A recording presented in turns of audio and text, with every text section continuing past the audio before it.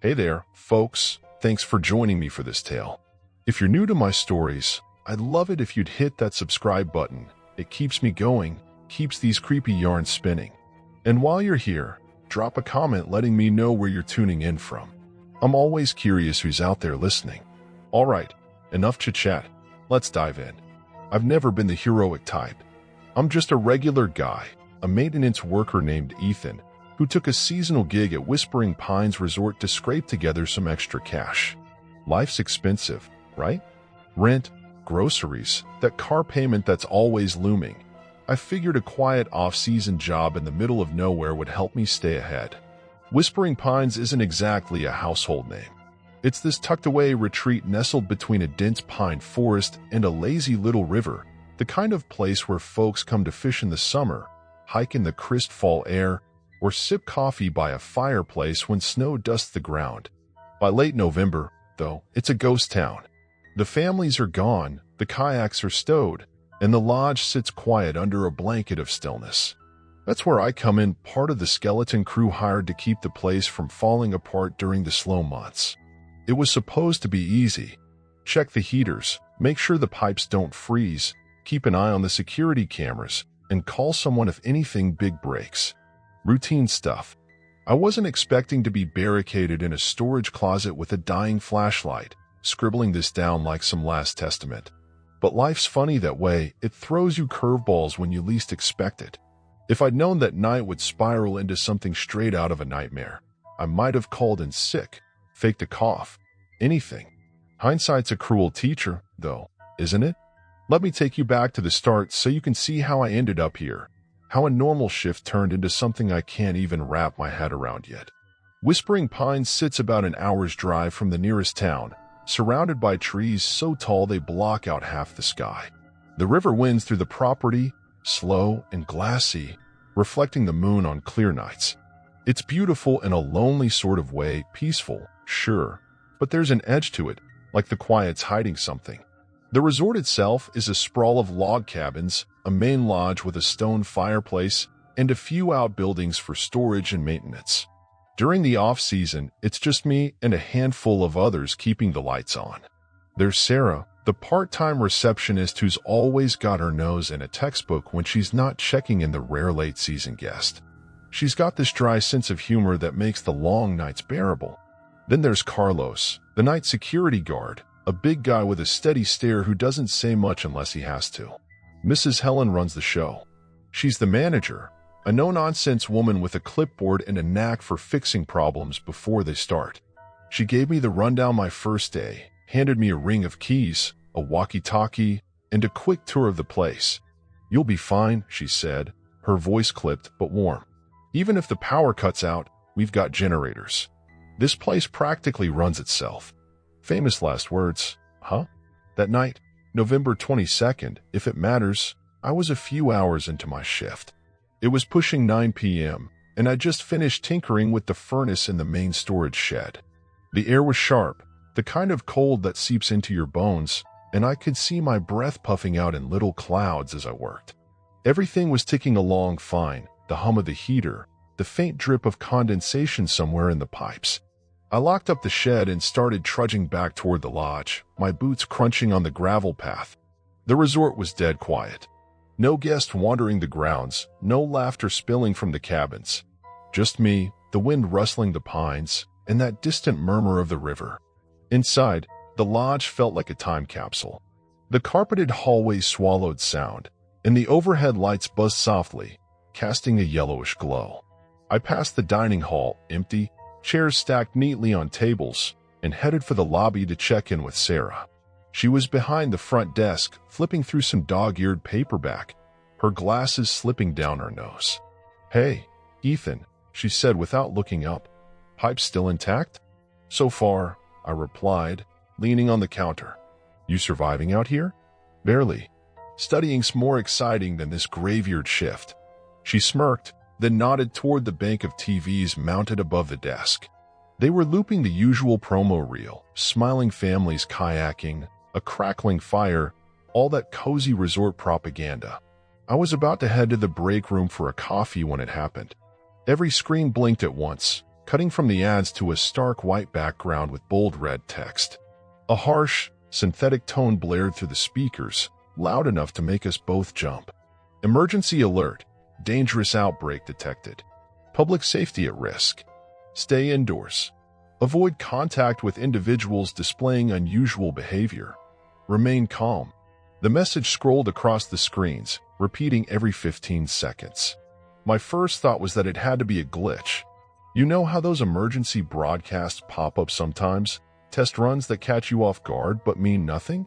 Except this didn't feel like a test. The tone was too urgent, the words too vague yet somehow loaded with dread. Sarah dropped her book, her eyes wide. What the hell is that? No idea, I said, staring at the screens. Did Mrs. Helen mention anything about a drill? Not a peep. She grabbed her phone from the desk and started dialing. I'll call her. Maybe she knows what's up. I nodded, but something in my gut twisted. The lodge felt quieter than ever, like the air itself was holding its breath. We watched the TVs, waiting for more, a location, instructions, anything, but it just looped endlessly. Stay indoors. Avoid contact. Remain calm. Sarah held the phone to her ear, frowning. It's just static. No signal. She tried again, then switched to her cell. Nothing. Internet's down too.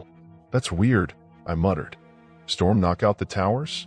The sky had been clear when I was outside. No clouds, no wind strong enough to mess with the lines. Maybe, she said, biting her lip. Or maybe it's something else. That something else hung between us, unspoken but heavy. I decided to check in with Carlos. If anyone had a handle on this, it'd be him. The security office was a small room off the lobby, crammed with monitors and a desk littered with coffee cups. I found him standing in front of the screens, arms crossed, his face bathed in the blue glow of the CCTV feeds. You see that broadcast? I asked, stepping inside. Yeah, he said, his voice low. And check this out.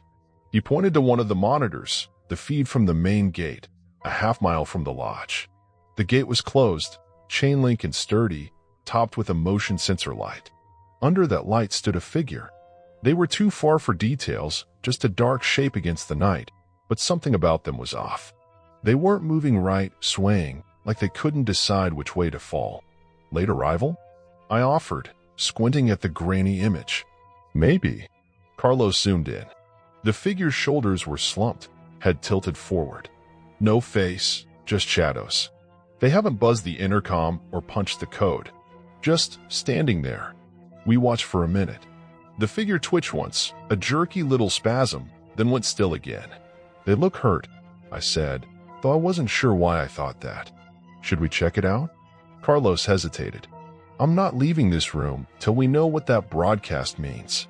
But if you want to take the golf cart up there, be my guest. A chill prickled my neck. I didn't want to go alone, hell. I didn't want to go at all, but ignoring it felt wrong too. Before I could make up my mind, another monitor flickered. This one showed the parking lot near the lodge.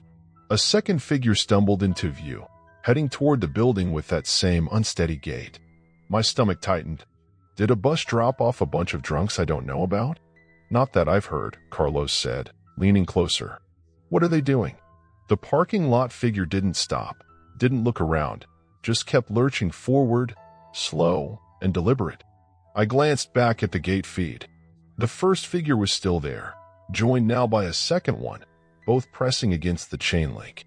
Not hard, not like they were trying to break in, but enough to make the fence rattle faintly on camera. Sarah's calling Mrs. Helen, I said, trying to keep my voice steady. She'll figure out if this is some system glitch or what.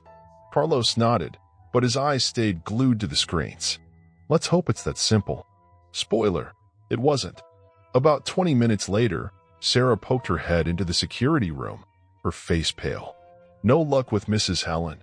Phones are dead, landlines, cells, everything. Internet too. Carlos tapped the console. Lines might have gone down. Happens sometimes in bad weather. It's clear out there, I pointed out. Not a cloud. Then it's something else, Sarah said, echoing her earlier words. Oh, and one of the guests came by the desk. That old guy, Henry. He said he saw someone wandering near the river earlier. Looked off, he said. Scared him enough to lock himself in his cabin. Off how? I asked. Didn't say. Just kept muttering about their eyes. Carlos and I exchanged a look. The figures on the cameras didn't seem normal either. Not drunk, not lost, just wrong. We need more info on that broadcast, I said. Can you scan the radio or something? Carlos fiddled with a small unit on the desk. Static crackled, then a faint voice broke through. Residents, stay in your homes. Do not approach. Disoriented or unresponsive, emergency. The signal faded in and out, too weak to catch the full message, but it was enough. Whatever was happening, it wasn't just us. We should get everyone together, Sarah said. Guests, staff, all of us. Figure out what's next. Agreed, Carlos said. Dining hall. 15 minutes. By 10 p.m., we'd rounded up our little crew under the dim chandeliers of the dining hall. There was me, Carlos, Sarah, plus a handful of stragglers. Henry, the older guy with a fishing pole and a nervous tick, sat clutching a mug of coffee he hadn't touched. Linda, a single mom who'd brought her kid Tim for a quiet weekend, hovered protectively near the boy.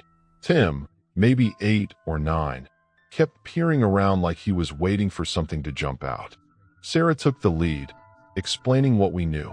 Phones were out, the broadcast was real, and we'd spotted people moving weirdly on the cameras. We don't know what's going on, she said, but we're sticking together till we do. Stay inside, stay calm. Linda frowned. You think it's some kind of health scare? Like a virus? Could be, I said, trying to sound reassuring. We'll wait it out till morning. Fences are solid, doors are locked. Henry grunted. That fella by the river didn't look sick. Looked empty. The word hung there, chilling the room. Tim edged closer to his mom. Carlos broke the silence. We'll keep watch on the cameras. If anything changes, we'll let you know. As we split up, Carlos and me to the security room, Sarah staying with the group. I couldn't shake Henry's words. Empty. I didn't know what that meant, but I had a sinking feeling we'd find out soon enough. By 10 p.m. that night, I was starting to realize how wrong I'd been. We'd gathered our little crew in the dining hall. Me, Carlos the security guard, Sarah the receptionist, old Henry with his fishing tails, and Linda with her kid Tim. The emergency broadcast had rattled us. Outbreak detected. Stay indoors. Avoid contact. No phones, no internet, and those strange figures on the cameras, swaying, twitching, like they weren't quite right. We'd agreed to stick together, wait it out till morning. But waiting's a funny thing when you don't know what you're waiting for. After the dining hall huddle, Carlos and I headed back to the security room. The air in the lodge felt heavier now, like it was pressing down on us. The corridors stretched out long and dim, the carpet muffling our steps, those buzzing lights flickering just enough to make you second-guess what you saw in the shadows. The security room was our lifeline. Those grainy CCTV feeds the only window to whatever was happening outside. Carlos slid into the chair, eyes locked on the monitors. I stood behind him, my hands stuffed in my pockets to keep them from shaking. The gate camera showed 2 figures now, pressed against the chain link. They weren't banging or climbing, just leaning, like they didn't have the energy to do more. The parking lot feed was worse. 3 of them there, wandering in slow, aimless circles. One stopped, turned its head toward the lodge, and I swear it was staring right at the camera. No expression, just a blank face caught in the floodlight's glare. Where are they coming from? I asked, my voice quieter than I meant it to be. No clue, Carlos muttered. Town's miles away. Nobody walks out here this late. Maybe they're lost, I said, grasping at straws. Disoriented or something. He didn't answer, just zoomed in on the parking lot feed. The figure that had stopped moving jerked its arm up, then let it drop, like a puppet with cut strings. My stomach churned. We should check the locks, I said. Make sure everything's tight. Carlos nodded. You go? I'll watch the screens. Armed with a flashlight and that ring of keys Mrs. Helen had given me, I started with the lobby doors. The big glass panes were locked. Deadbolts slid into place. I tugged the handles, solid. Next, the side entrances near the staff lot. Same deal, locked up tight.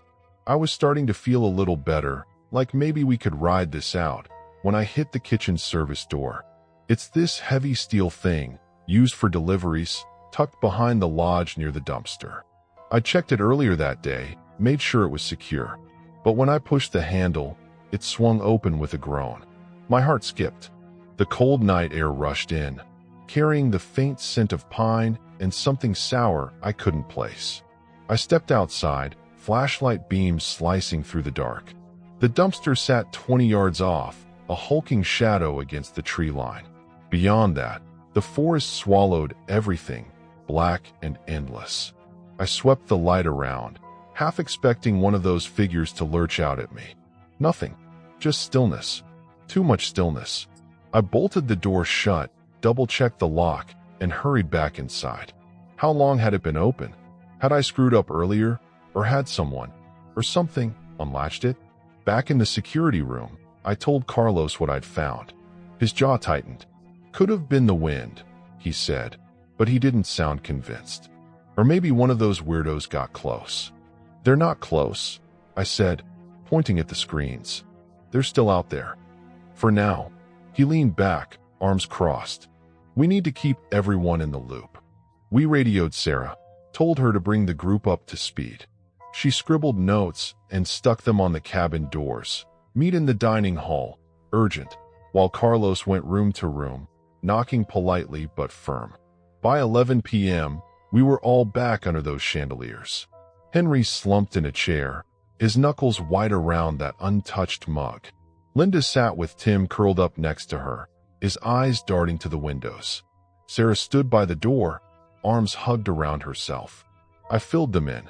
More figures outside, the broadcast still looping, that service door I'd found ajar. They're not trying to get in, right? Linda asked, her voice tight. Not yet, Carlos said. Just hanging around. Henry shifted. That fella by the river. He didn't look like he wanted in. Looked like he didn't know where he was. Tim piped up, small and shaky. Are they zombies? Linda shushed him, but the word landed like a brick. Zombies. Ridiculous, right? Except none of us laughed. Sarah forced a smile. Probably just sick folks. Some kind of outbreak. We'll be fine if we stay put. Let's hope, Henry muttered. The lights flickered then, just a quick stutter, but it shut us all up. Everyone stared at the chandeliers, waiting for them to die. They didn't, but the mood sank lower. Generators on standby, I said, trying to sound calm. We've got flashlights too. We'll be okay. Linda nodded, but her grip on Tim tightened. Carlos suggested we stock up. Water, food, anything to last a few days if this dragged on. Sarah and I hit the kitchen pantry, grabbing canned soup, granola bars, whatever we could carry. The others stayed in the dining hall, keeping watch on the windows. That's when we heard it, a loud clang from the lobby. I dropped a box of crackers and bolted, Carlos right behind me. Our flashlights bounced off the walls as we ran, the sound still ringing in my ears. It came again, scrape, clang, like metal dragging on tile. We crept into the lobby, beams cutting through the gloom. The glass doors were still locked, but a decorative planter, some heavy iron thing, lay tipped over, dirt spilling across the floor. One of the panes had a spider web of cracks radiating from the edge. Something hit it, Carlos whispered, pointing his light outside. I followed the beam. A silhouette stood there, just beyond the glass. Slow, jerky movements, like it didn't know how to work its own body. Its hand pressed against the door, smearing something dark. My flashlight caught its face, or what should have been a face. Blank eyes, milky and unfocused, stared back. A low groan rumbled through the glass, and I stumbled back, breath caught in my throat. We gotta move, I hissed. Warn the others. We hauled furniture, tables, chairs, a freaking coat rack, piling it against the doors. The glass worried me. A few more hits, and it'd give. Carlos muttered about plywood in the shed out back, but neither of us wanted to step outside. Not with that thing so close. Back in the dining hall, Sarah and Linda were handing out water bottles, trying to keep things normal. Tim's eyes were huge, locked on me as I burst in. "They're at the doors," I said, voice shaking. One of them hit the glass. Linda paled. "What do they want?" "No idea," Carlos said. "But they're not acting right." Henry stood, shaky but determined. "We can't stay down here. Too many ways in." "He's right," I said. "Second floor's safer, fewer doors, better view." Sarah nodded. "Let's grab what we can and go." We raided the pantry again. Blankets, food, a first aid kit from the break room. Linda carried a cooler of water, Tim clinging to her side. Henry lugged a box of canned goods, grunting with every step. Carlos and I took the rear, flashlights sweeping the halls. The staircase loomed ahead, wide and creaky, each step echoing louder than the last. I kept glancing back, waiting for that groan to follow us. The second-floor lounge was our target. Big sofa, a couple armchairs, a tiny kitchenette. No windows to the outside, just ones overlooking the indoor courtyard below. If something broken downstairs, we'd see it. We piled in, dropping supplies, switching on the lights. They flickered but held. Sarah handed out granola bars, her hands trembling slightly. "We'll be okay up here," she said, more to herself than us. Tim peeked out the courtyard window. "Can they climb stairs?" "They're not that smart," I said, hoping I was right. "We'll keep watch." For an hour, we settled in. Linda tucked Tim under a blanket, humming softly. Henry slumped in an armchair, muttering about the river guy. Carlos and I took turns pacing, listening for trouble. The little TV in the corner was useless, static or that same damn alert. Around midnight, the lights flickered again and a low hum kicked in. Generators on, I thought. Main power was gone. Carlos nudged me toward the courtyard window. "Look." Down below, shadows moved. Big, lumbering shapes near the lobby barricade. Too dark to count, but they were there. My pulse raced. Then came a sound. Tap, tap, tap, soft but steady, from a hallway nearby. I grabbed my flashlight, motioning Carlos to stay put. "I'll check it." The hall stretched out, guest room doors lining both sides. The tapping grew louder near the end, where a window faced the back of the property. I crept closer, beam locked on the glass. A figure stood outside, right there, inches away. Fingers brushed the pane. Tap, tap, tap, like a kid asking to come in. I froze, light shaking in my hand. Its head turned, slow and mechanical, eyes catching the beam. Empty, just like the one downstairs. I stumbled back, heart hammering. The figure jerked, then vanished into the dark. I bolted to the lounge, slamming the door behind me. "They're outside," I whispered to Carlos. "Second floor," tapping the damn window. His face hardened. "How'd they get up there?" "Balcony, maybe." Or they climbed. Linda overheard, pulling Tim closer. "They can't get in, right?" "Not yet," Carlos said, but his voice wavered. We huddled tighter, flashlights on, waiting for dawn. The tapping stopped, but the silence was worse. Every creak, every hum from the generator made us jump. I kept thinking about that service door. Had I locked it right? Had something slipped in already? By 2 a.m., we'd barricaded ourselves in the second-floor lounge. Me, Carlos, Sarah, Henry, Linda, and little Tim. The emergency broadcast still echoed in our heads. Outbreak detected. Stay indoors. Avoid contact. Those things outside. People, maybe, but not like any I'd ever seen, were multiplying. Blank-eyed, jerky, tapping on windows like they were testing us. The generator hummed faintly, our last thread of light, and every shadow felt like a threat. We were holding on, waiting for dawn, but waiting's a gamble when you don't know what's coming. The lounge was a mess of blankets and half-eaten granola bars, the air thick with sweat and fear. Linda had Tim tucked against her on the sofa, his face buried in her shoulder. Henry sat rigid in an armchair, staring at nothing, his fishing stories long forgotten. Sarah paced near the kitchenette, twisting a water bottle cap on and off like it had solved something. Carlos and I kept watch, him by the courtyard window, me near the hall door. We'd split the night into shifts, but nobody slept. How could you? With those groans downstairs and that tapping still ringing in my ears. Around 3 a.m., the generator coughed, a low, stuttering sound that made us all freeze. The lights dimmed, flickered, then steadied, but it was a warning. "Fuel's low," I said, my voice hoarse. "Might not last till morning." Carlos cursed under his breath. "We need a plan if it cuts out. No lights, no cameras, we're blind." "Daylight's close," Sarah said, glancing at her watch. 3 hours, maybe. We can hold out." Linda looked up, eyes red. "And then what?" "They're still out there." She was right. The cameras had shown more of them. 10, maybe 15, clustering near the gate, the parking lot, the pool deck. Aimless but persistent, like moths drawn to a flame.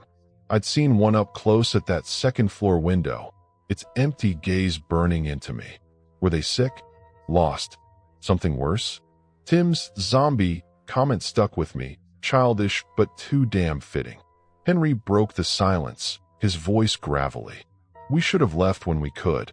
Now we're trapped like fish in a barrel." "Nobody's stopping you," Carlos snapped. "But good luck getting past that crowd in the dark." Henry shrank back, muttering. I didn't blame him for wanting out. Every minute up here felt like a countdown. But running blind wasn't an option. "Let's check the feeds again," I said. "See if they've moved." Carlos nodded, and we slipped downstairs to the security room. The halls were pitch black now, the generator too weak for anything but essentials. Our flashlights carved shaky paths through the gloom, every creak making my skin crawl. The lobby barricade held, tables and chairs stacked high, but one table had shifted an inch, dirt from that planter still scattered on the tile. Something had pushed it. In the security room, the monitors flickered on backup power. My gut dropped. The gate was swarmed, 20 figures at least, pressed against the fence, some clawing at it with slow, clumsy hands. The parking lot was worse, a scattered mob, some standing still, others pacing in jagged loops. One camera caught the rear loading dock, that steel door I'd bolted shut. It hung open now, swinging in the breeze. "No way," I breathed. "I locked that." Carlos zoomed in. "You sure?" "Dead sure." My mind raced. Had I messed up? Or had something forced it? Either way, it was an open invitation. Then we saw them, 3 figures just outside the dock, swaying in that unnatural way. My flashlight had spooked them before, but now one stepped forward, arms dangling, head cocked like it hurt us. "We've got to seal it," Carlos said, voice tight. "If they get in." He didn't finish. We bolted back upstairs, panting as we burst into the lounge. "Loading docks open," I said. "They're right there." Linda's face crumpled. "They're inside." "Not yet," Carlos said. "But it's a straight shot if they figure it out." Sarah clutched her water bottle. "Can we block it?" "Too risky," I said. "They're too close. We'd have to go down there, face to face." Henry snorted. "So we sit here till they stroll in? Brilliant. What's your idea then?" Carlos shot back, run out waving a white flag. "Enough," Linda cut in, sharp but shaky. "Fighting won't help. We need a real plan." She was right. We threw out ideas, barricade the stairwell, make a break for the staff truck, wait for rescue. Tim whimpered, and Linda pulled him closer. "What about a distraction?" Sarah said. "Draw them to the front, sneak out the back." "Maybe," I said, "but we'd need daylight. Can't dodge him in the dark." Carlos checked his watch. 2 hours till sunrise. "We hold tight till then." The group settled on waiting, barely. Henry grumbled, but even he didn't want to brave the night. We fortified the lounge door with a table, stacked chairs against the courtyard windows. Every noise, every hum, every scrape set us on edge. At 4:30 a.m., the generator sputtered again. The lights died for good this time, plunging us into a dim haze of emergency bulbs. Flashlights became our lifeline, casting long, jittery shadows. I crept to the courtyard window, peering down. The lobby was dark, but I saw movement, slow, hulking shapes near the barricade. Then a sound, creak, from downstairs. A door, maybe, or just the wind. We all froze, staring at each other. "They're in," Tim whispered, voice trembling. "Shoo," Linda hushed him. "We don't know that." But we did. Deep down we knew. I grabbed Carlos, and we edged into the hall, flashlights low. The stairwell loomed ahead, a black maw. Halfway down, we stopped. Something shuffled below, a dragging step on tile. My beam caught a glimpse, a figure, hunched, moving toward the stairs. It froze when the light hit it, head snapping up. Those eyes, blank, dead, locked on us. "Back," I hissed, shoving Carlos up. We scrambled to the lounge, slamming the door, piling more furniture against it. "They're inside," I said, breathless. "Bottom floor." Linda stifled a sob. Tim buried his face in her arm. Sarah's hands shook as she gripped her flashlight. "How many?" "Didn't count," Carlos said. "One for sure. Maybe more." Henry stood, fists clenched. "We're done. They'll climb those stairs eventually." "Not if we keep quiet," I said. "They're slow. Confused. We've got time." "Time for what?" he snapped. "To starve? Die in the dark?" "Henry, sit down," Linda said, fierce now. "We're not giving up." He glared but sank back, defeated. We waited, ears straining. The shuffling faded, then started again, closer, then distant, like it was wandering. Dawn crept closer, gray light seeping through the courtyard windows. At 6 a.m., we risked a look outside from a guest room facing the parking lot. My heart sank. Dozens of them now, 30, 40 maybe, littered the grounds. Some stood stock still, heads tilted at odd angles. Others staggered in aimless patterns. The gate was a wall of bodies, the fence bowing under their weight. "How do we get past that?" Sarah whispered, curtain trembling in her hand. "We don't," Henry said flatly. "We're stuck." Carlos frowned. "Staff truck's out there. If we could reach it." "With what?" I cut in. "They're everywhere. We'd be swarmed." Linda peeked out. "Maybe they'll leave. Or help will come." "Yeah," Sarah said, but her voice was hollow. "That's where I am now, folks." Scribbling this in a cramped storage closet off the lounge, flashlight wedged between my knees. The others are in there, hashing out a plan. Linda's soothing Tim, who's barely spoken since that shuffle downstairs. Sarah's sketching routes on a napkin, desperate for hope. Carlos watches the hall, his flashlight flickering, batteries dying, just like our luck. Henry's silent, staring at the wall. The generator's toast. The lounge is a cave of shadows, emergency lights barely glowing. Outside, those things, whatever they are, wait. No screams, no shouts, just that haunting quiet. Occasionally one moves, a jerky step or a turn, then stops, like it's listening. The loading dock's still open. I can feel the draft snaking up. Downstairs, that shuffling's back, faint, but there. Something's roaming the halls, maybe more than one. We're at a crossroads. Stay put. Pray they don't climb the stairs, hope rescue shows, or make a break for it. Risk the crowd in daylight? Carlos thinks we can distract them, bang on the front windows, draw them away, sneak out the dock. Risky as hell, but staying feels like a slow choke. Linda wants to wait, says help has to come eventually. Sarah's with her, but I see the doubt in her eyes. Henry's checked out. He's not saying it, but he's given up. Tim just clings to his mom, too scared to care. Me? I don't know. Daylight's here, but it's not the savior we hoped. We can see them now. Pale faces, tattered clothes, moving like broken dolls. If we run, we might hit a gap, reach the truck, find a road out. Or we'll walk into a trap, fences funneling us right to them. If we stay, maybe the stairs hold. Maybe someone's coming. Cops, National Guard, anyone. But the silence out there says otherwise. I'm writing this down so there's a record, a shred of what happened if we don't make it. Is this just Whispering Pines, or the whole damn world? No phones, no radio, just us and them. The lounge feels smaller every minute, the air thicker. A scrape echoes below, closer now. We freeze, waiting for it to pass. It doesn't. So here's our shot. Hold the line till something breaks, rescue or them, or roll the dice and run. I don't know how this ends. If we escape, I'll tell you what we learned. If not, let this be my mark, a warning, a plea. Stay vigilant, folks. Places like this, built for peace, can turn on you fast.